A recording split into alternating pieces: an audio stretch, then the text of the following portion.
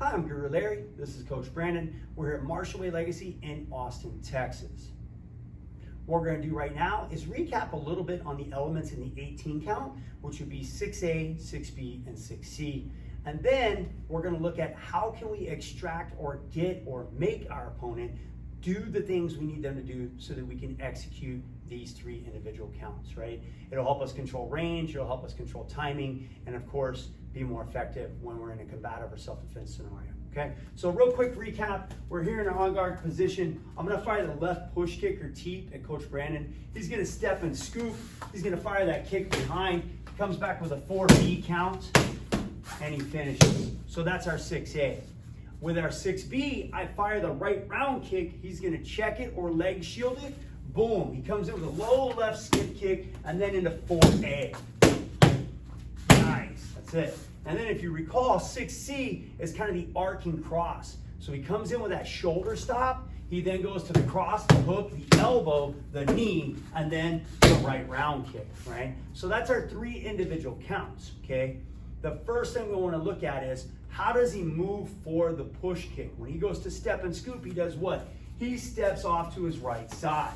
Perfect, okay? Now, when he goes for the leg shield, it's a lot better if he's in front of me, or even better if he's moving to the right, okay? If he moves to the left, he walks into the kick, and it's really hard to get that leg shield up in time, right? If he stands there, he can see it coming a mile away, and he just checks it, no biggie. But if he circles that way, he dilutes the power in my kick by rounding off and making it very hard for me to get there, okay? So far, it looks like out of the counts, right, 6A and 6B, it looks like we go that way. Pretty cool. Now check this out. If he goes this way and gets in close to me and I fire this, it might be a little hard to get that effectively. It still might get through, especially with people's reach, okay? If he stays in front of me, he's still kind of waiting on it to happen, but when I go, he can at least see it and respond pretty accurately, right, I think? But more importantly, what happens if he moves to the right as he does it? That gives him a lot of time, a lot of space, right? And I'm gonna reset us. Let's go over here. I want you to see how open I become when he does it, right? So when I fire this line, boom, it's like he's caught me like almost dead center. This is gonna be really bad for me, okay? So taking that into consideration, it looks like what we need the striker to do is pretty much initiate always moving to their right, okay? Because that's gonna buy them more distance, which equals what? More time to be able to do the things that you need to do. So that immediately opens us up. It's kind of the hack to what we call the 18 count open feed, right? Okay? So now that you understand that parameter, let's talk about how do we know which thing they're gonna fire and when they're gonna fire. Well, the when's probably the harder part, but which one is actually easier because it's controlled by distance, okay? So I say that because if Coach Brandon's here in front of me, right, and he's just lined up, I can fire whatever I want, okay? But if he's already starting a circle and I'm starting to circle with him, right, a lot of times it's gonna feel good to try and fire something off the lead side, right? He's run too far away from the right hand and the right foot, okay?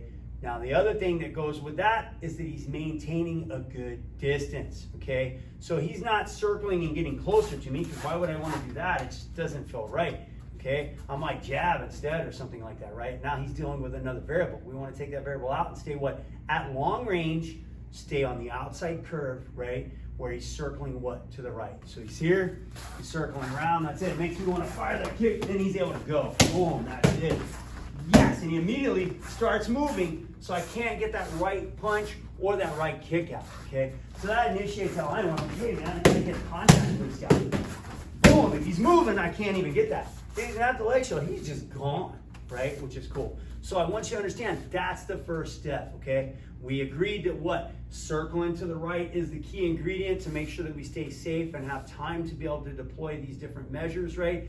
And now we're also realizing that if I stay at long range with that, I'm gonna be able to make that happen, okay? Now, if he starts circling and he stays a little bit closer, I might be able to, if he allows me to get my hip just a little bit open, it might say, hey man, let me throw that kick, and that's gonna open up that beat. That's it. So he's baiting me. In GKD, we call it what? ABD or attack by draw. He's baiting me to get that kick, okay? So again, not completely far away, somewhere kind of in the middle, still circling right, but circling slow enough that I can kind of toe tap and get my hip up. And I go even a smidgen slow. You don't want to get ahead of him. Does that make sense? So I'm there, and it's there, so then I want to fire that kick, and then he's able to open up and get that beat. Good, okay? Guess what?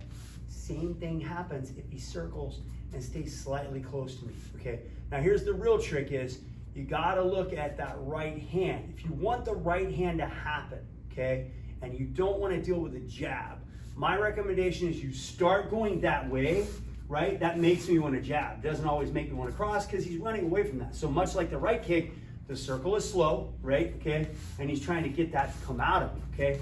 The next step is that I'll be willing to bet if he circles about 2.5 beats to the right and then cuts back to the left, I'm gonna throw that line. He's ready to go, and he has an answer for when it happens, okay? So these are all ways that he's trying to draw me out. So let's recap. 6A, long range, circling kind of at a good tempo. I try to reach out there and get him, just make contact. Good. Now, a slower circle, medium range, not in the punching range, but in that right side range where I want to throw that kick and he's able to get the beat. Good. Now a much closer range, but not right away. We don't want to get the jab, but we're ready for it if it's there, right? But somewhere in the middle, he's moving that way, and when he cuts back, boom, you want to throw it, right? It's human nature. You want to throw the punch because he's getting close to you, right?